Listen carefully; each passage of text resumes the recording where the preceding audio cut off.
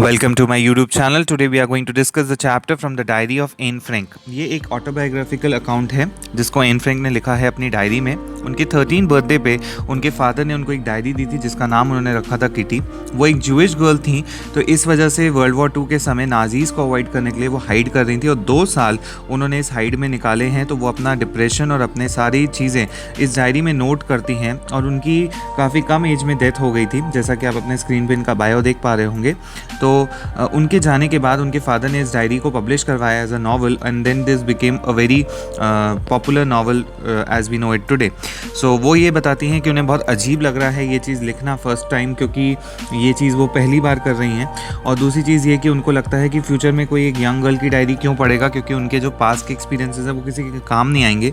फिर वो अपने थॉट्स को लिखना स्टार्ट कर देती हैं और ये सब भूल जाती हैं। And then she says that she is very lonely and she doesn't have anybody to talk to, और उन्हें लगता है कि वो किसी फ्रेंड की ज़रूरत भी नहीं पड़ेगी। तो अपनी डायरी का नाम किटी रख देती है और वो बोलती हैं यहाँ पे जो एक इम्पॉर्टेंट लाइन है that paper has more capacity to absorb the thoughts than people, क्योंकि लोगों में पेशेंस नहीं होता। Paper has more patience than people. वो अपने फ्रेंड्स के साथ का टाइम भी यहाँ पे कुछ शेयर करती हैं और वो अपने फादर को बहुत ही लवेबल फादर के रूप में बताती हैं, क्योंकि उन्होंने बहुत अच्छा एक कॉन्सेप्ट दिया कि उनके 13 बर्थडे पे उनको एक डायरी दी। जून 20, 1942 को वो मेंशन करती हैं कि उनके क्लास में वो बहुत ज़्यादा नर्वस थी क्योंकि उन्हें रिजल्ट्स पता चलने थे। वो बताती हैं कि she was unsure about mathematics, क्योंकि मैथ्स में उनको बहुत ज़्यादा इंटरेस्ट नहीं था। उनकी फ्रेंड जिसका नाम जी बताया गया है वो they are trying to stop the students from making noise, but कुछ होता नहीं है। ऑथर के हिसाब से the quarter of the class should not pass as they did not participate in any activities. तो 1/4 क्लास को तो फेल हो जाना चाहिए। वो याद करती हैं कि उनके मैथ्स प्रोफेसर कैसे उनको बार बार इरिटेट करते थे, क्योंकि वो बहुत ज़्यादा टॉकेटिव थी।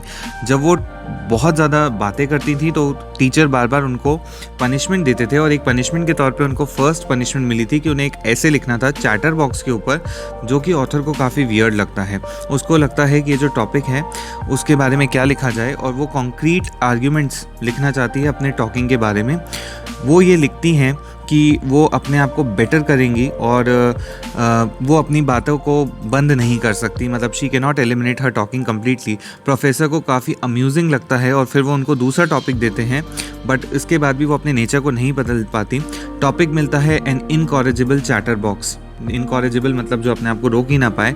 इसके बाद the professor gives her another topic, क्योंकि वो फिर भी अपनी आदतों को बदल नहीं पाती। उनका टॉपिक होता है quack quack quack said mistress chatter box. ये उनका एज अ पनिशमेंट होता है इस पे लिखने के लिए। और इस बार वो सोचती है कि मैं एक पोएम लिख के जाऊँगी जो कि सटायर होगा। सटायर मतलब व्यंग होगा प्रोफेसर के ऊपर, और प्रोफेसर जब वो पोएम पढ़ता है तो उसको बहुत मज़ा आता है और वो पूरी पोइट्री पूरे स्कूल में सबको सुनाई जाती है। तो ये इस चैप्टर का मेन सार है। एक छोटा सा अकाउंट उनके स्कूल लाइफ का दिया गया है। एन फ्रैंक एक यंग स्टूडेंट के जैसा बताया गया है उनको, और वो काफ़ी जॉयस हैं और उनकी मेंटल स्टेबिलिटी काफ़ी अच्छी है, क्योंकि टीचर्स के साथ ऐसा इंटरेक्शन करना हर किसी के लिए पॉसिबल नहीं होता है। I hope you like the explanation. Please do like share subscribe to channel for more updates. Thank you.